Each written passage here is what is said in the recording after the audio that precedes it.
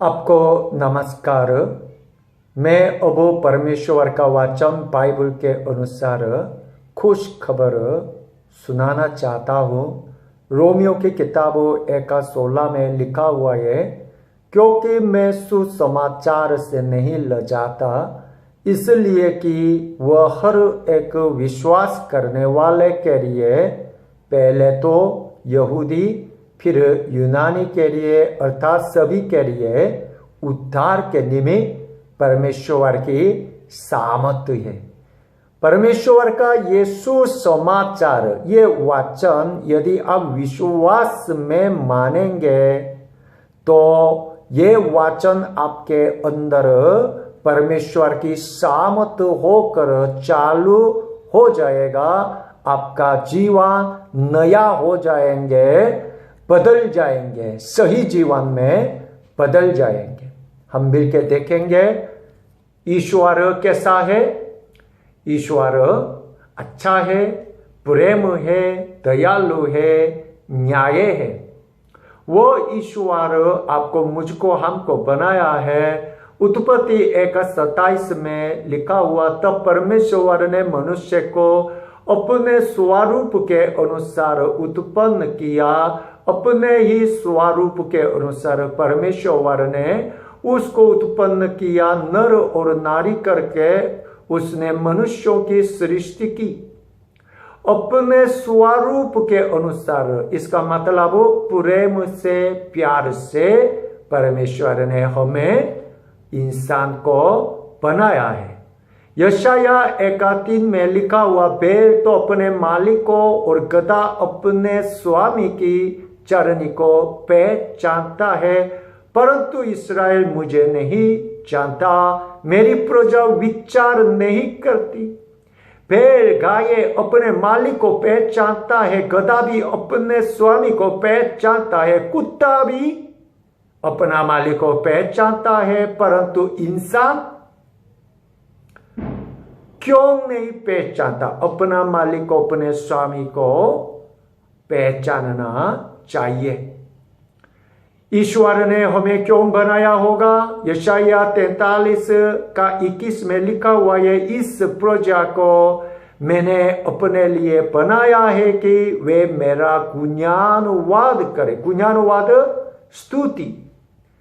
परमेश्वर इंसान के द्वारा अपनी महिमा को प्रकट करना चाहते हैं। मत्ती 25:21 में लिखा हुआ है, उसके स्वामी ने उससे कहा, धन्य है अच्छे और विश्वास योग्य दास, तू थोड़े में विश्वास योग्य रहा, मैं तुझे बहुत वस्तुओं का अधिकारी बनाऊंगा। अपने स्वामी के आनंद में सहभागी हो, अपने स्वामी के आनंद में सहभागी हो। परमेश्वर के अंदर जो पूर्ण आनंद है, पूर्ण शांति, पूर्ण खुशी है, उसी में हमें आमंत्रण किया है। परमेश्वर हमसे प्यार करते हैं, हमें अपना पूर्ण आनंद सब कुछ देना चाहते, हमसे बांटना चाहते, परंतु क्या हुआ? अलग हुआ है। परमात्मा से हम अलग रहते हैं। इंसान परमात्मा से अलग रहता है, यही पाप है ना। रोमियो 6:23 में लिखा हुआ है, क्योंकि पाप की मजदूरी तो मृत्यु है। पाप के मारे मृत्यु आ गया। मृत्यु का मतलब हम ठीक से समझिएगा, जो पेड़ में डाली कट जाती है तो कटी हुई डाली जिंदा है या मरा? कटी हुई डाली पर फल लगेगा या नहीं? वो डाली कट जाने से मर गई है, वह फल लगेगा नहीं। देखने में जिंदा लग रहा है, हरा हरा पत्ते तो लगा हुआ है, परंतु वह मर गई है, अलग होने से मर गई है। हम इंसान ऐसा है, परमात्मा से अलग होने से मरा हुआ है। विद्वान हो, बलवान हो, अमीर हो, जो भी हो, संसार में जो भी हो, हम सब मरा हुआ है। देखने में हम लगता है जिंदा है, देखते हैं, बोलते हैं, सुनते हैं, चिल्लाते हैं, दौड़ते हैं, कुछ करने को लग रहा है, परंतु आत्मी रूप में देखते हैं हम मुर्दा है। हम क्या कर पाएंगे? कैसे जीवन पाएंगे? परमेश्वर से हम कैसे जुड़ सकेंगे?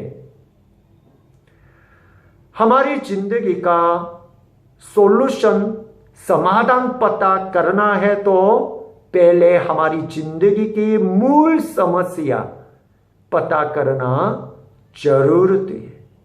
जैसे मरीज अस्पताल जाते तो डॉक्टर जी क्या करता है?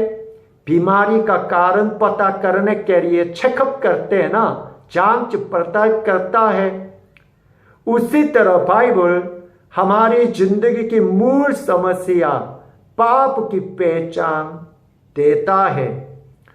रोमियो 3:20 में लिखा हुआ है, क्योंकि व्यवस्था के कामों से कोई प्राणी उसके सामने धर्मी नहीं ठहरेगा, इसलिए कि व्यवस्था के द्वारा पाप की पहचान होती है। पाप की पहचान, बाइबल हमें पाप की पहचान क्यों देता है? दूसरों को दोष लगाने के लिए नहीं, अपने को फांसी देने के लिए नहीं। बाइबल हमें पाप की पहचान इसलिए देता है कि हमारी जिंदगी का सॉल्यूशन पता कराने के लिए। आप अपना पाप पहचानते हैं? पाप क्या है? हम इसी विषय में बहुत कुछ बोल सकेंगे।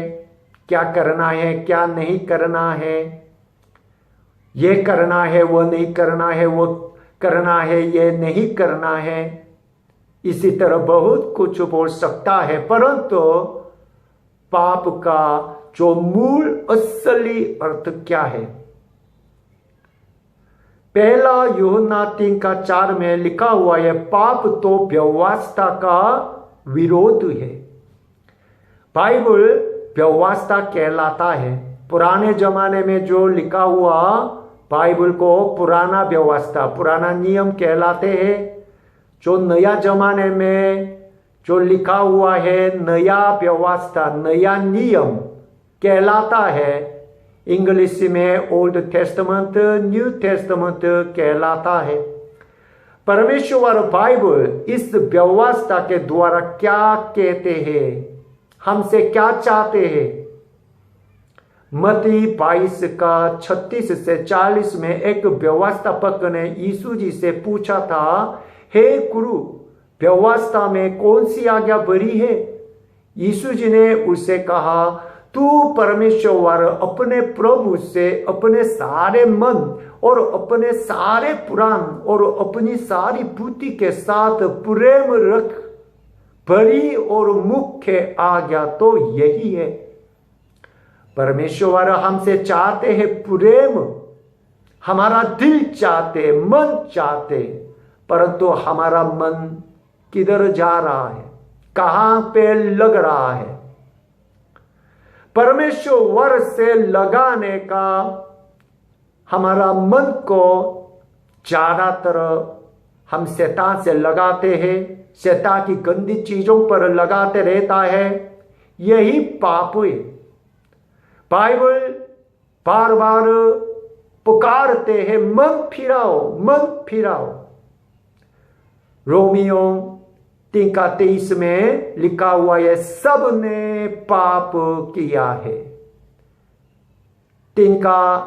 रोमियो 3:9-10 में भी लिखा हुआ है, सब के सब पाप के वास में है। जैसा लिखा है, कोई धर्मी नहीं, एक भी नहीं। परमेश्वर की नजर में कोई भी धर्मी नहीं, एक भी नहीं। पाप के विषय में कोई भी छूत न हो पाएंगे। आप क्या सोचते हैं? अपनी शक्ति, अपनी सामर्थ्य से पाप की दीवार को तोड़ सकेंगे? अपनी शक्ति से जीवन पा सकेंगे? फिर परमात्मा से जुड़ हो सकेंगे? यीशु मसीह कहता है मत्ती 19:26 में, यीशु जी ने कहा था, मनुष्यों से तो ये नहीं हो सकता, परंतु परमेश्वर से सब कुछ हो सकता है। यिर्मयाह 17:9 में लिखा हुआ है, हमारा मन तो सब वस्तुओं से अधिक धोखा देने वाला होता है। इतना खराब ये मतलब, उसमें हमारा ये दिल में असाध्य रोग लगा है, असाध्य बीमारी लगा है। कभी चंगा न पाएंगे, कभी ठीक न हो पाएंगे। उसका भेद कौन समझ सकता है? हमारी शक्ति से, हमारी सामर्थ्य से न हो पाएंगे, पाप के दीवार को न तोड़ पाएंगे, परमात्मा से न जुड़ पाएंगे, परंतु परमेश्वर से सब कुछ हो सकता है। देखिए परमेश्वर ने हमारे लिए क्या किया है। परमेश्वर ने हमें जीवन देने के लिए रास्ता बनाया है, पाप की दीवार को तोड़कर रास्ता बनाया है। कैसे? अपना एक लौता पुत्र यीशु मसीह के द्वारा। यूहन्ना 3:16 में लिखा हुआ है, क्योंकि परमेश्वर ने जगत से ऐसा प्रेम रखा कि उसने अपने एक लौता पुत्र दे दिया, ताकि जो कोई उस पर विश्वास करे वह नष्ट न हो परंतु अनंत जीवन पाए। यीशु मसीह आपके लिए, मेरे लिए, हमें बचाने के लिए हमारे पापों को, अपराधों को उठा लिया, अपना लिया, क्रूस पे चढ़ाया गया है। हमारे लिए क्रूस उठाया, दुख उठाया है, हमें जीवन देने के लिए। हमारी जिंदगी में यीशु जी ने प्लस लगा दिया है। यूहन्ना 10:10 में लिखा हुआ है, यीशु जी ने कहा था, चोर किसी और काम के लिए नहीं, परंतु केवल चोरी करने और घात करने और नष्ट करने को आता है। मैं इसलिए आया कि वे जीवन पाए और बहुतायत से पाए। यूहन्ना 14:6 में यीशु जी ने कहा, मार्ग और सत्य और जीवन में ही हूं, बिना मेरे द्वारा कोई परमेश्वर के पास नहीं पहुंच सकता। हमारे पापों को मिटाने के लिए यीशु ने ही क्रूस उठा लिया है। पापी गुनहगार इंसान को बचाने के लिए यीशु ने ही क्रूस उठा लिया है। हमारे लिए, हमारे बदले में अपना जान दिया है। प्रेरितों 4:12 में लिखा हुआ है, किसी दूसरे के द्वारा उद्धार नहीं, क्योंकि स्वर्ग के नीचे मनुष्यों में और कोई दूसरा नाम नहीं दिया गया जिसके द्वारा हम उद्धार पा सके। रोमियो 1:16 फिर पढ़ना चाहता हूं, उसमें लिखा हुआ है, सुसमाचार हर एक विश्वास करने वाले के लिए उद्धार के निमित्त परमेश्वर की सामर्थ्य है। ये परमेश्वर की सामर्थ्य मुर्दा को जिलाता है। इफिसियों 2:1, उसने तुम्हें भी जिलाया जो अपने अपराधों और पापों के कारण मरे हुए थे। हम मरे हुए थे, परंतु विश्वास में यीशु मसीह में परमेश्वर की सामर्थ्य हमें जिलाया है। परमेश्वर की सामर्थ्य शैतान के बंधन को तोड़ती है, जो कोसने वाले को धन्यवादी में बदल देता है, जो खराब इंसान को सही इंसान में बदल देता है। वो परमेश्वर की सामर्थ, परमेश्वर की सामर्थ हमें पाप की क्षमा देता है, चंगा करता है, ताकि परमेश्वर की महिमा कर सके, सेवा, दूसरों की सेवा कर सके। मत्ती 8 का 14 से 17 तक पूरा नहीं पढ़ूंगा, आप अपने आप पूरा पढ़ सकता है। यीशु जब पतरस के घर आया तो उसने उसकी सास को जवार में पड़ी देखा। उसने उसका हाथ छुआ और उसका जवार उतर गया और वह उठकर उसकी सेवा करने लगी। यीशु मसीह में चंगाई होता है ताकि परमेश्वर की महिमा कर सके, दूसरों की सेवा कर सके। अपने अब महान परमेश्वर का जो प्रेम की सच्ची कहानी को सुना है, अब आपकी बारी है। विश्वास करोगे या नहीं? ये सुसमाचार यीशु मसीह हमारे लिए महान कार्य किया है, परंतु विश्वास करने वाले के लिए परमेश्वर की सामर्थ्य लिखा हुआ है ना। विश्वास नहीं करते हैं तो ये वचन कोई वैलिड न रहेगा। विश्वास करने वालों के लिए वैलिड होंगे। अपना पाप मान लेते हैं, आप अपना पाप को समझ लेते हैं और यीशु मसीह आपके लिए क्रूस उठा लिया है, दुख उठाया, विश्वास करते हैं। यीशु मसीह मारा गया है, गाड़ा गया है, परंतु तीसरा दिन फिर जी उठा है। वह यीशु ही उद्धार करता है। हमारी प्रार्थना सुनते हैं। परमेश्वर की इच्छा पर विश्वास करते हैं। परमेश्वर हमसे प्रेम करते हैं, जीवन देना चाहते, फलदायक जीवन में हमें बदल देना चाहते। विश्वास करोगे तो प्रार्थना कर सकता है, यीशु मसीह के नाम से प्रार्थना करना है, क्योंकि यूहन्ना 14:13 में लिखा हुआ, यीशु जी ने कहा था, जो कुछ तुम मेरे नाम से मांगोगे वही मैं करूंगा, कि पुत्र के द्वारा पिता परमेश्वर की महिमा हो। अब हमारा मन फिराना है, पाप से हटाकर शैतान की गंदी चीजों से हमारे मन हटाकर यीशु नाम पर लगाना चाहिए। जैसे कि बिजली का तार सही जगह पे लगाते हैं तभी बिजली चालू हो जाते हैं ना। ट्यूबलाइट अब चल रहा है, ये तार सही लगाने से चालू होता है ना।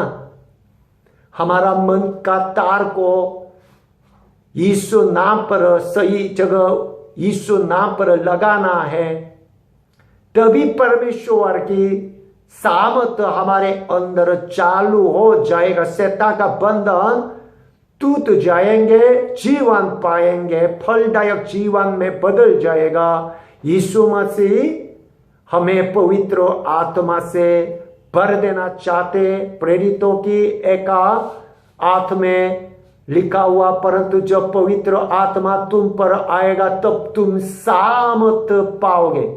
इफिसियों 5:18 में लिखा हुआ है, 18 में, दाखरस से मत वाले न बनो, शराब से मत वाले न बनो, क्योंकि इससे लुचपन होता है, पर आत्मा से परिपूर्ण होते जाओ। अब विश्वास से प्रार्थना करें। एक शब्द मेरे पीछे बोलिएगा। आंखें बंद करें और मेरे पीछे बोलिएगा। हे पिता परमेश्वर, मुझ पर दया कर। मैं पापी गुनहगार इंसान हूं। मैं मानता हूं यीशु मेरे लिए क्रूस उठाया। धन्यवाद प्रभु यीशु, तेरी इच्छा मेरे जीवन में पूरी हो जाए। यीशु मसीह के नाम से मांगते, आमीन।